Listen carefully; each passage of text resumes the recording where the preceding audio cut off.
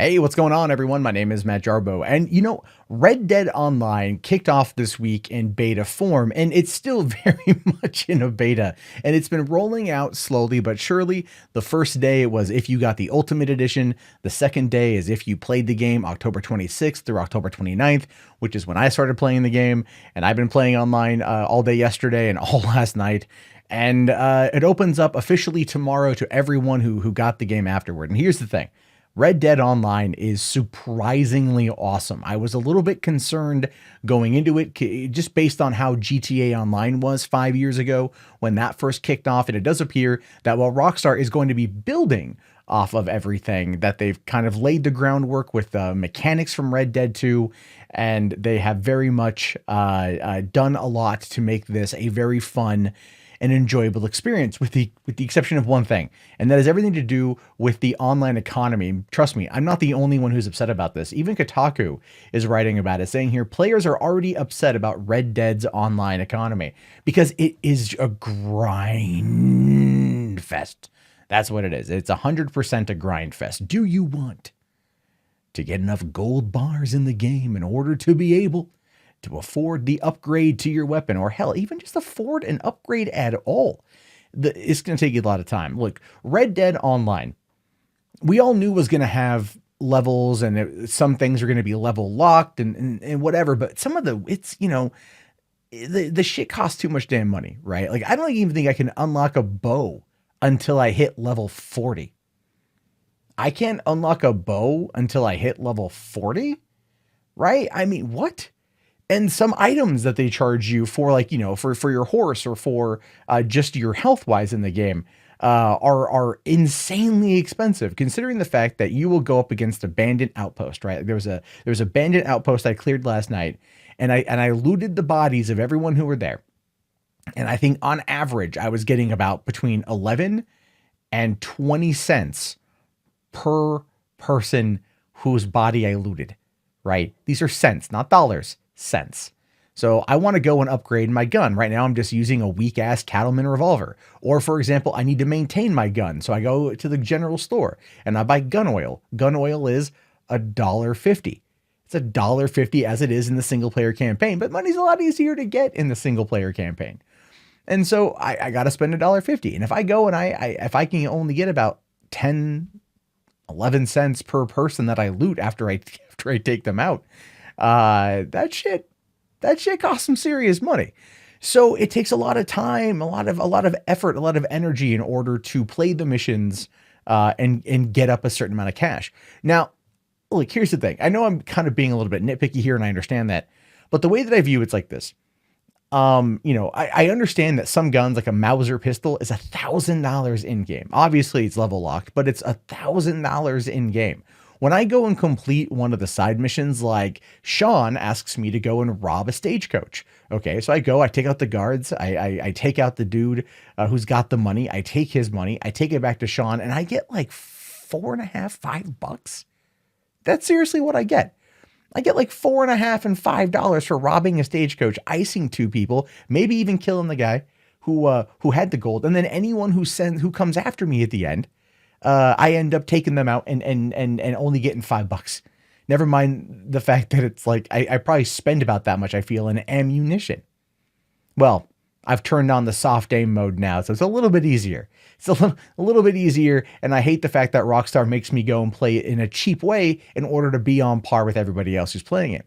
Now, the other way that it works out in regards to the online spending is you get gold.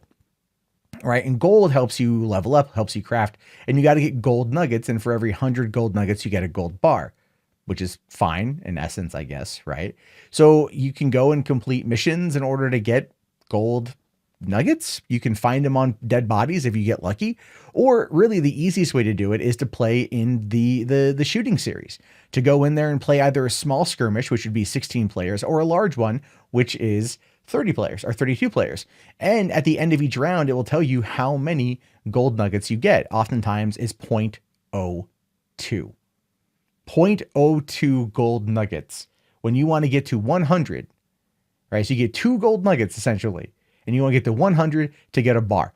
That's it. They've averaged that it will take you approximately 8 hours, 8 to 10 hours in order to be able to get enough money to get a gold bar.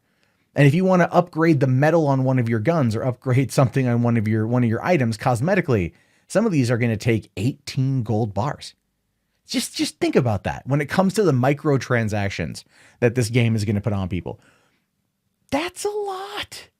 That is an exceptional amount of time spent in this. And so yes, players are upset about the economy because we can already see where this is going.